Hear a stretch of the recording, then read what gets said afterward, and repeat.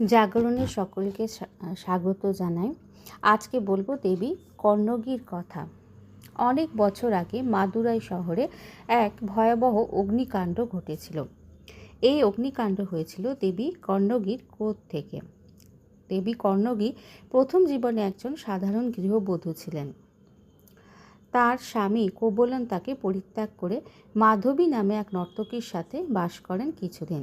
কর্ণগী খুব বড়লোক ধনী পরিবারের কন্যা ছিলেন। তার পিতাও বণিক ছিলেন এবং তিনি যাকে বিবাহ করেছিলেন সেই কোবলনও ধনী বণিক পরিবারের পুত্র ছিলেন। প্রথম দিকে কোবলন ভালোই আচরণ করতেন স্ত্রীর সাথে, কিন্তু কিছুদিন পর মাধবী নামে এক নর্তকীর সাথে তিনি বাস করতে শুরু করেন এবং কর্ণগী দেবী একাকী থাকতে শুরু করেন। একদিন কোবলনের সব সম্পত্তি শেষ হয়ে গেল।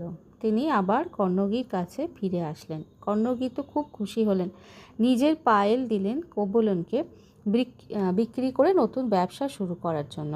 তারা তাদের যে জায়গা তারা বাস করতেন সেই জায়গা ছেড়ে তারা মাদুরায় চলে আসলেন এবং কোবলনকে তিনি তখন নিজের পায়েল দিলেন যাতে কোবলন তা বিক্রি করে নতুন ব্যবসা শুরু করতে পারেন। তো কোবলনকে তিনি একটাই নূপুর দিয়েছিলেন। কোবলন তো বাজারে এসে এক জহুরির সাথে দেখা করেন, সেই পায়েল দেখালেন।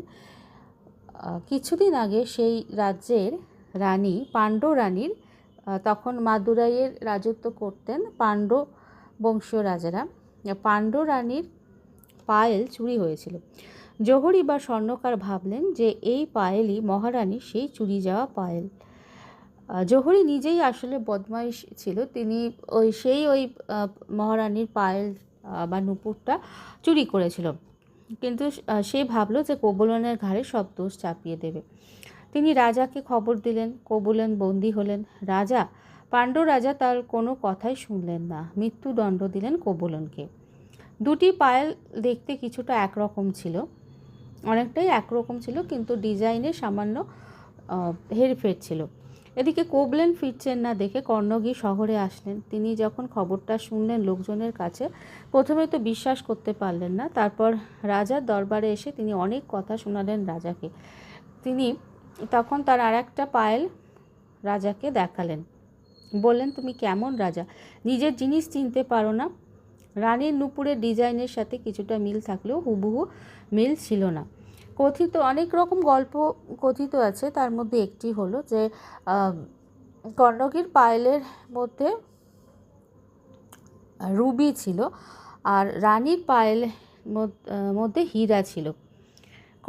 কর্ণগী দেবী সেটা দেখালেন।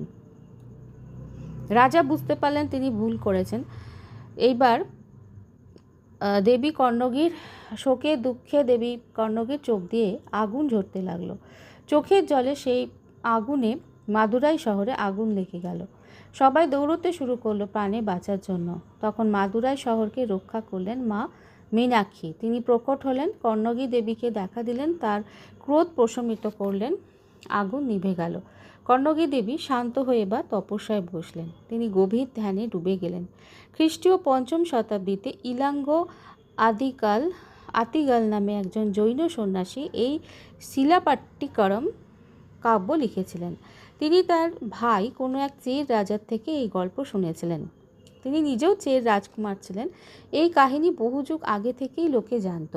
কর্ণগী দেবীকে অনেকে দেখেছিলেন। তিনি তপস্যা করতেন, লোকেরা তাকে দেবীর মতো শ্রদ্ধা করত। কর্ণগী দেবীর মন্দিরও আছে।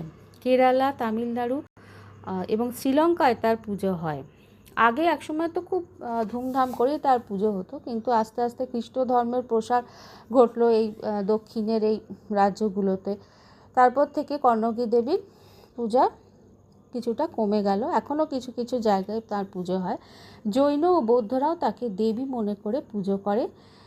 তার স্বামী কোবলন কিন্তু আর জীবন ফিরে পাননি। যদিও তিনি দেবী ছিলেন, তার অনেক অলৌকিক শক্তি ছিল, তেজ ছিল, তবু তিনি স্বামীকে পুনর্জীবন দিতে পারেননি। তবু তিনি দেবীর আসন লাভ করলেন। অত্যাচারী পাণ্ড্য রাজার শাসন থেকে তিনি জনতাকে মুক্তি দিয়েছিলেন। তিনি ছিলেন একজন বিদ্রোহী, স্বাধীনতার প্রতীক। কান্নাগি বা কান্নাকি আম্মানকে সতীত্বের প্রতীক হিসেবে প্রশংসা করা হয় এবং তিনি কিছু কিছু অঞ্চলে দেবী হিসেবে পূজিতা হন।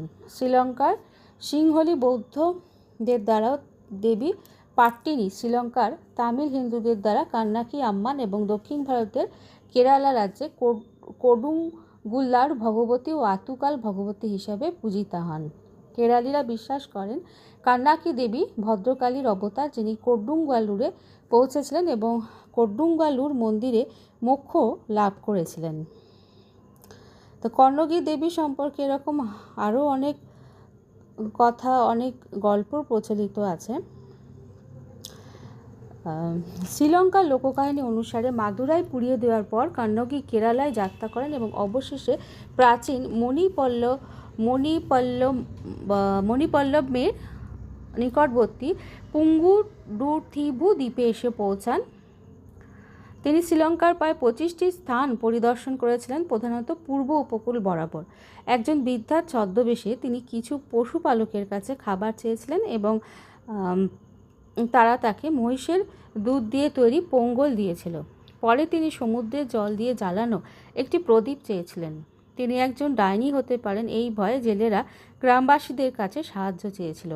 গ্রামবাসীরা যখন পৌঁছালো তখন দেবী কর্ণগী তার দিব্য রূপ প্রকাশ করেন। তার মাথায় 1000 চোখ ছিল। তখন তিনি নিজেকে পুহারের কর্ণগী হিসেবে ঘোষণা করেন এবং তারপর স্বর্গে চলে যান।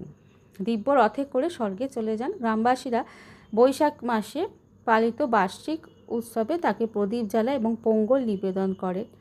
ঐতিহাসিক বৈকাশী মাসে তাকে প্রদীপ জ্বালায় তার উদ্দেশ্যে এবং পোঙ্গল নিবেদন করেন।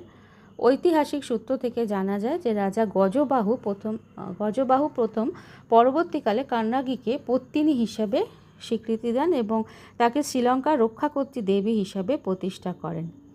পত্তিনী মানে হচ্ছে পবিত্র। কর্ণগী দেবীকে নিয়ে অনেক সিনেমাও হয়েছে। আর.এস. মানি পরিচালিত একটি তামিল মহাকাব্য চলচ্চিত্র কর্ণগী 1942 সালে মুক্তি পেয়েছিল। এটি ছিল মহাকাব্য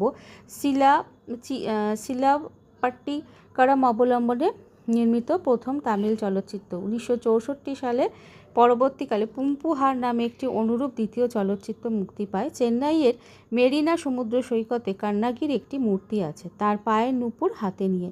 এটি শিলাপট্টিকরমের একটি দৃশ্য চিত্রিত করে। এটি 2001 সালের ডিসেম্বরে ট্রাফিকের প্রতিবন্ধকতার কারণ দেখিয়ে সরিয়ে দেওয়া হয়েছিল।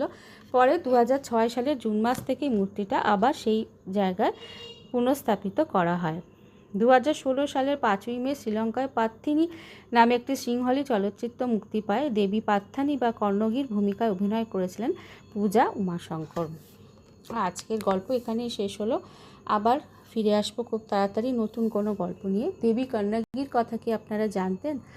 যদি জেনে থাকেন তাহলে অবশ্যই কমেন্টে জানাবেন। জয় মা কর্ণগী। তিনি একই সাথে ভদ্রকালী এবং মীনাক্ষীর অবতার। আবার জৈন এবং বৌদ্ধরাও তাকে পুজো করতেন দেবীর অবতার রূপে।